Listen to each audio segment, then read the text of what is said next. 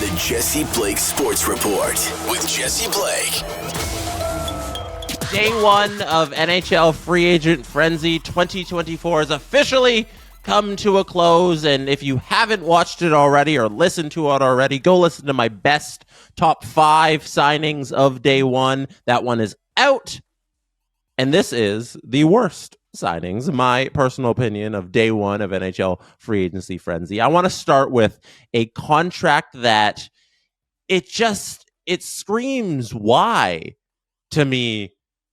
Why did you need this player? Shouldn't you have spent your money in a better place? I feel like that's kind of the theme of all of these contracts. It's like you should have spent this money in a better place, and that's why it makes them the worst. So let's get it started with the Buffalo Sabres signing Jason Zucker to a 1-year deal worth $5 million.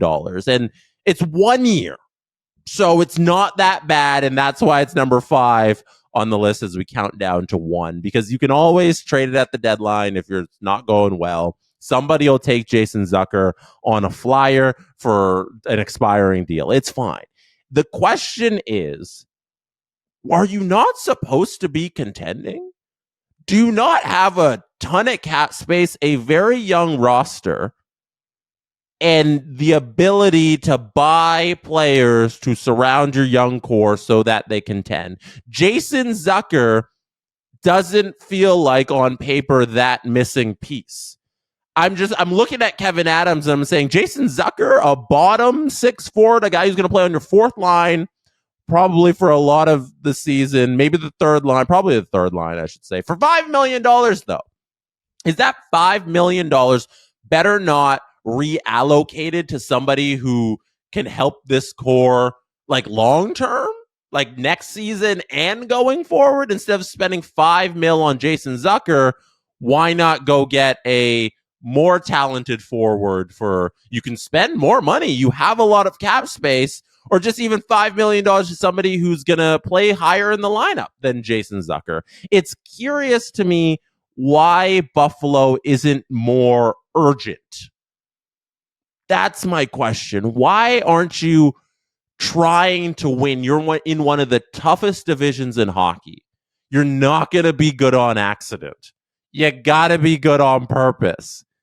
I wanted more effort from Kevyn Adams and more creativity than Jason Zucker. So that's number 5 on my list. My second one, number 4 on the list, is I think we should pair them together, but it's really more Matt Dumba.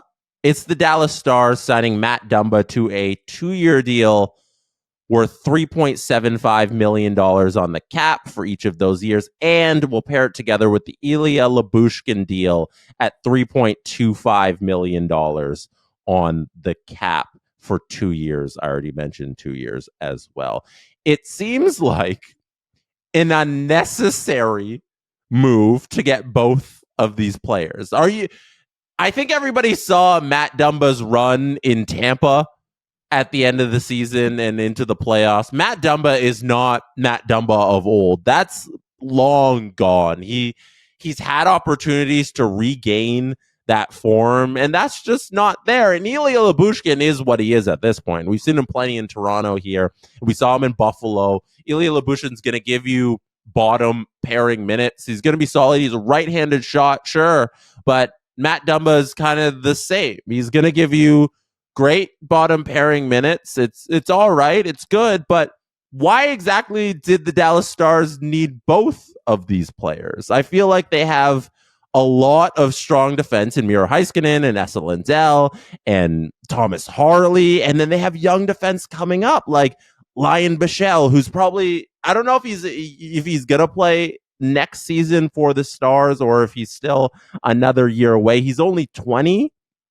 And I guess that leaves Petrovic as the outside looking in as a right shot defenseman. It's just, it didn't feel like Dallas needed. I get one, but both Dumba and Lyubushkin for $3 million each, over $6 million on these two guys, is just strange. So that's the 4th worst one on my list. Number 3, this is also, why did you need all of this? It's Cam Talbot to the Detroit Red Wings for $2.5 million on a 2-year deal. The Detroit Red Wings are a team who already have Ville Husso signed for $4.75 million.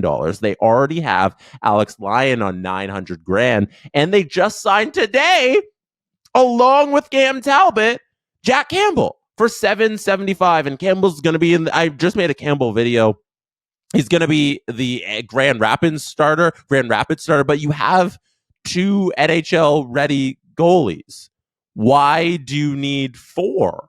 And I guess it's 3 because Campbell's not really the NHL ready goalie, but by signing Campbell, you hope that he's able to regain his form for pennies on the dollar. And Cam Talbot seems like such an unnecessary signing when you could just run out Husso, Lyon, and Campbell and see who's the starter, backup, and third goalie. Like, that's enough.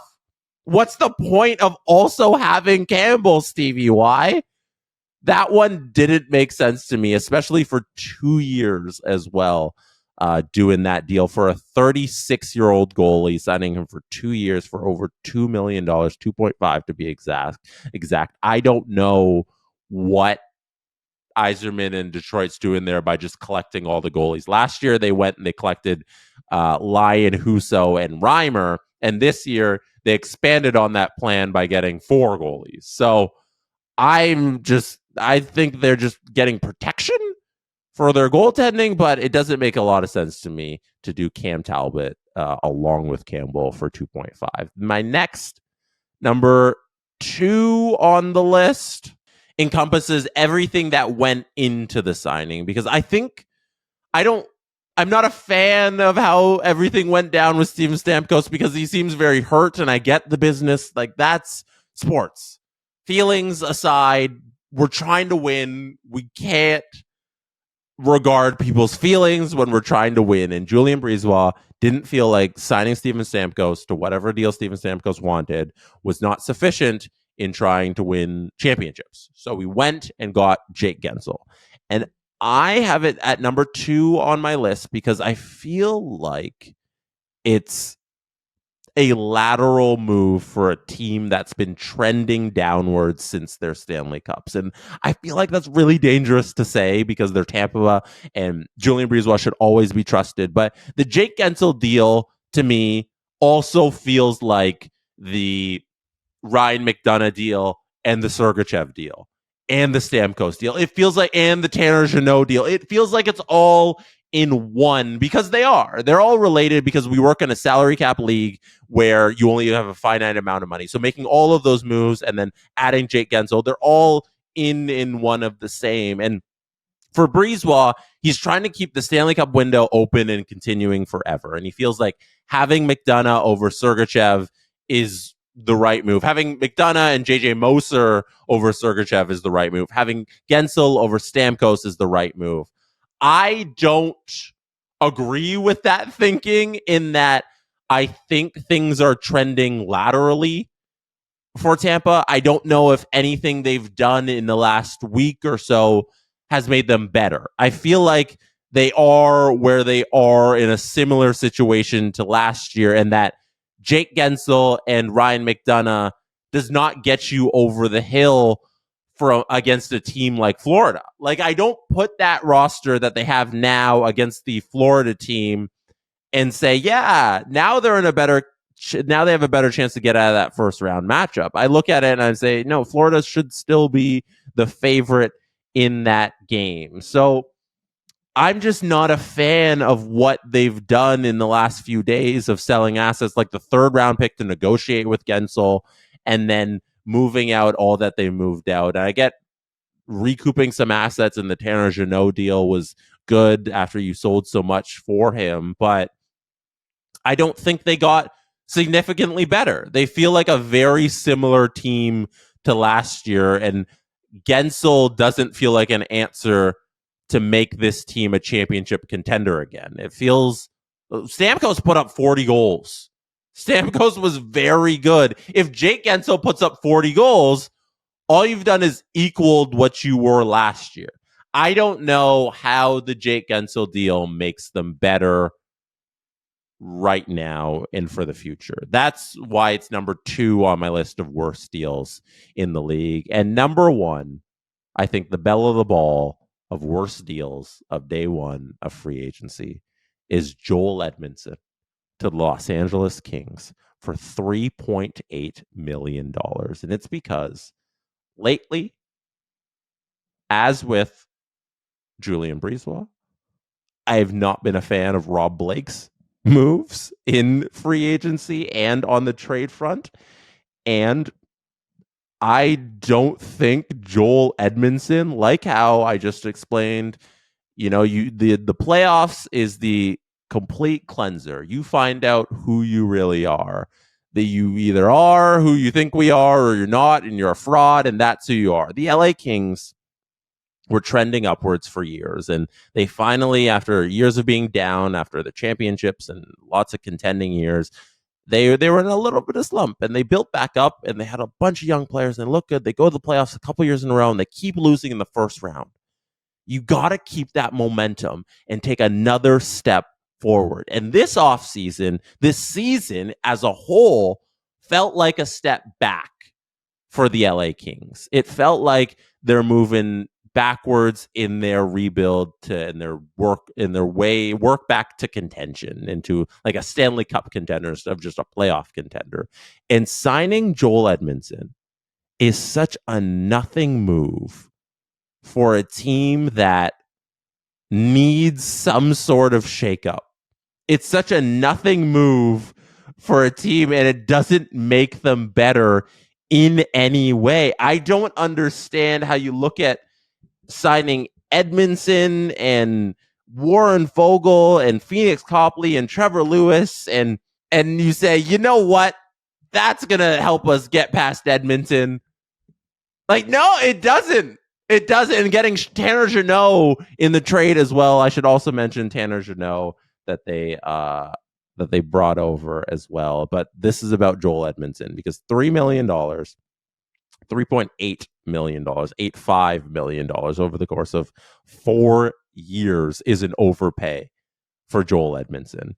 And his last contract, he's making 3.5. He's never made $3.8 million in his career. It's a career high for him, so good on him. But it's an overpay for a defenseman who's not going to provide you much out of cross checks. He's a tough player to play against, but he doesn't get you over the hump, and he doesn't push you in the right direction as a franchise. So it's curious to me why this was necessary for the Kings team. What they needed was a bigger overhaul on parts of this lineup that weren't successful this year, and they don't get it with a Joel Edmondson and Tanner Jeannot and Warren Fogle. That doesn't feel like, hey, yeah, the Kings are back. That's not what it takes to win a Stanley Cup. So that's why it's number 1 on my list of worst signings of the day. That's it for me tonight. Thank you for being here. You could have been anywhere in the world but chose you listening or watching this right now, and I appreciate you for that. Good night from Toronto. And that is how it's done. The Jesse Blake Sports Report with Jesse Blake. Jesse Blake, the guy that likes to hear his name twice in one sentence. Sure, I know him. No, he doesn't have an ego at all.